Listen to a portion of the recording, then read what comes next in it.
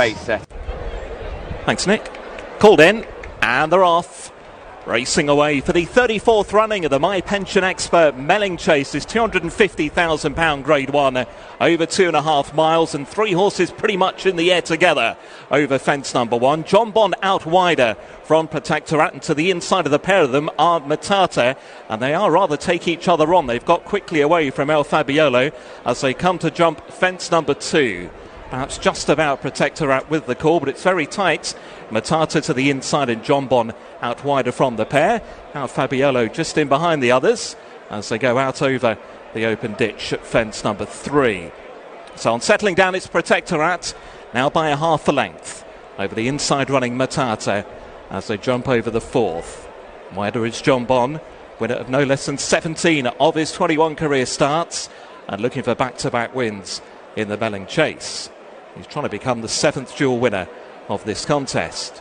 They turn to go down the side then towards the cross fence number 5, and it's Protectorat. He was 3rd in the race last year. He now leads the way. Jonbon towards the outside of Matata and about 10 lengths away to El Fabiolo, just off the other trio in those early stages. Heading in towards the home straight where 3 fences await them. Next to be a plain one, number 6 of the 16. And it's Protectorat and Harry Skelton who lead from Jonbon. Over in 3rd, Matata.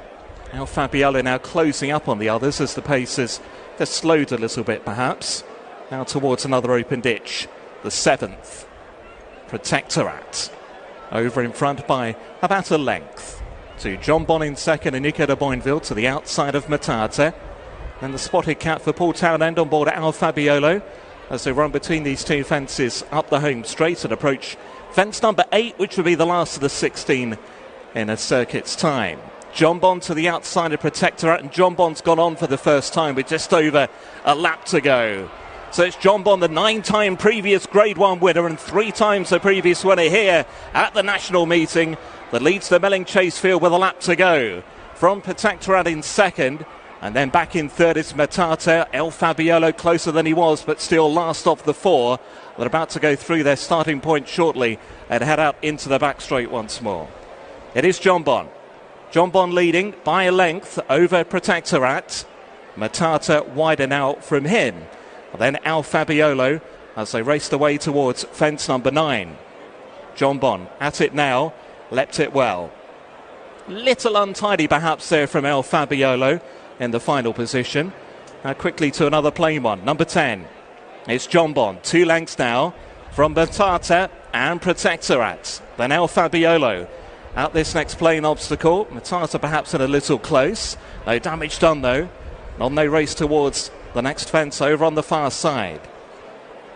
Here's another open ditch. Jonbon asked for a big one there. He picks up. Oh, and El Fabiolo's gone. El Fabiolo has fallen at the open ditch over on the far side. So 3 remain at the final fence down the back, and Matata got that one all wrong. Matata made a very bad mistake. So it's Jonbon by 2 lengths to Protectorat in 2nd, with Matata last of the 3 who remain, and they've got 4 fences now left to take, and it's Jonbon. Jonbon will lead them towards the cross fence now. Protectorat in 2nd, and a further 2.5 lengths away to Matata. 4 out. Jonbon landed cosily in front. He must be about 3 to 4 lengths ahead now from Protectorat. A similar margin back, perhaps a bit more to Matata. 3 more fences then left to take, and it's Jonbon and Nico de Boinville into the top of the home straight. A good 4 lengths ahead of Protectorat in 2nd under Harry Skelton. 3 from the end. Jonbon, he's over safely. Protectorat in 2nd, now shaken up. Matata last of the 3. Here comes the open ditch. This is 2 out. It's Jonbon. He comes down towards the final ditch. He steadies and he pops over in front and now begins to saunter clear. He's in front by a good 6 lengths over Protectorat, who's hard at work to try and keep up with Jonbon. Racing on down towards the 16th and final obstacle. Jonbon now pushed clear. He's in front by a good 6 lengths over Protectorat, who's trying to come back at him. At the final fence now, here's Jonbon, and he's over in front. A good 4 or 5 lengths clear from Protectorat. Matata still coming to the last. but it's Jonbon who's clear by 4 lengths. He's tying up a bit. Protectorat getting closer, but it's going to be 10 grade ones for Jonbon. He wins at the meeting again, and back-to-back wins in the Melling chase. Jonbon beats Protectorat and Matata. What a horse he is. Never out of the first two. A 10th grade one. Jonbon digs them out again. Nicky Henderson, Nico de Boinville. Audible sighs of relief, I'm sure, from the pair. Harry Skelton, Protectorat, gave chase, gave valiant chase all the way to the line. Harry Skelton knows what this will mean to Nico de Boinville, who was down yesterday on Constitution Hill, but certainly not out. He rides Highland in the Grand National. He's won a grade one here, another one for his boss, Nicky Henderson. El Fabiolo fell.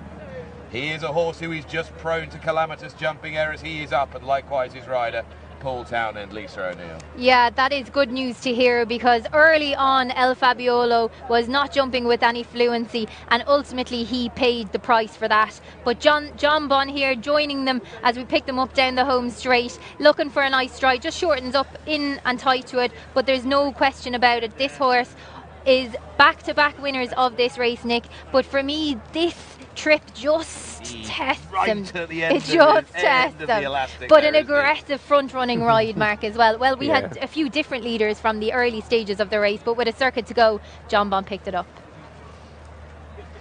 Mark, this is such an admirable horse. Look at that.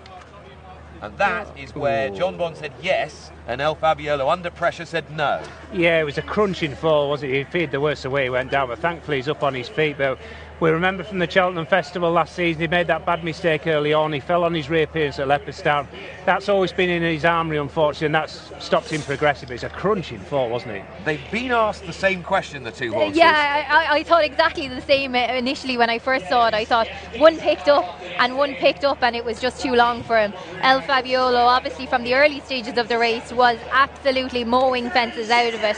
He is a reckless jumper at times, and yet again he's done the exact same thing that we've seen him do similar in the past, and the obstacles have ultimately got in his way. But Protectorat at this stage was in behind Jonbon, jumping extremely well, and I'm sure the team, the Skelton team, were thinking maybe we can see him out. What a fine horse Protectorat is, Mark. Now I know El Fabiolo's fallen, I know Matata blundered away his chance at the end of the back, and it's been left a two-horse race, but he's a tremendous animal. Yeah, and he's got longevity as well, hasn't he? He started life as a 3-year-old in France, came over early to the Skeltons. He's won 3 grade ones, he's won a couple of times round here. He's run a cracking race, just won it for a split second after the last one. He might just reel in Jonbon, but the winner's just got a touch too much class for him. But you can't help but like Jonbon, as I said in the commentary. 10th grade 1 win for him now. Nicky Henderson's 5th win in this race. He's unbeaten round Aintree. He's just a terrific horse. Striding down to the last, and you thought, well, has Protectorat got one last lunge in him? And when Jonbon wasn't completely fluent at the last, you just wondered. Yeah, and in fairness to Jonbon, he's such an admirable, such a brilliant horse, because he looks almost as if Protectorat is closing the gap. But for me, Jonbon is literally tying up towards the finish line. But this horse, obviously,